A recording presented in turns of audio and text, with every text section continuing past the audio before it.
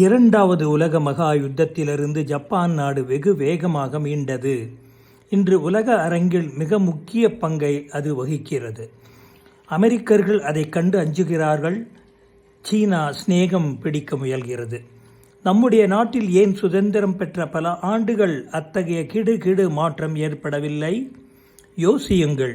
மக்கள் தொகை, பல்வேறு கலாச்சாரம், சாதி, மதம், இனம் கொண்ட பிரிவுகள், கிராம மக்களை 65 ஆண்டுகள் கழித்தும் படிப்பறிவு பெற்றவர்களாக ஆக்காத குறை.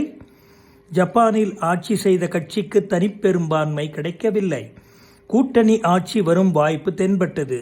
உடனே அரசாங்க எந்திரம் கூட்டணி ஆட்சியின் விளைவுகள் என்ன, குறைகள் என்ன, குறைபாடுகள் எப்படி, அந்த குறைபாடுகளை போக்கலாம் என்று ஆராய ஐரோப்பாவிற்கு ஒரு குழுவை அனுப்பியது.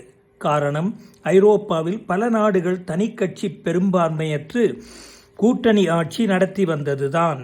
இதை ஆராய்ந்தார்கள். கூட்டணி ஆட்சியிடம் குறைகளை முன்கூட்டியே எதிர்பார்த்து அவற்றை போக்க திட்டம் தீட்டினார்கள். உடனே அவற்றை செயல்படுத்தினார்கள்.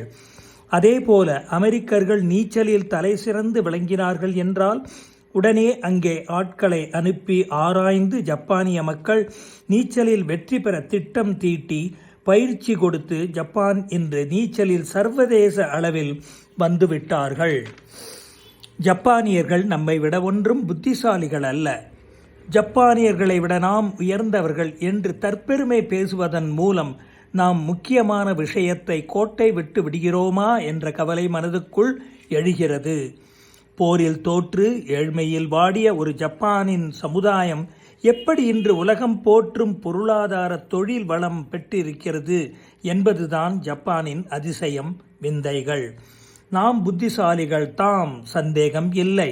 ஆனால் அவர்களிடம் காணப்படும் ஒரு கூட்டு மனப்பான்மை, கட்டுப்பாடு, எளிமை, பவ்யம், பிரச்சனைகளை அணுகும் விதம், மரியாதை, உழைப்பு, இவையெல்லாம் அவர்களிடம் இருக்கிற அளவுக்கு பிற சமுதாயத்தில் இல்லை என்பதுதான் நிதர்சனம்.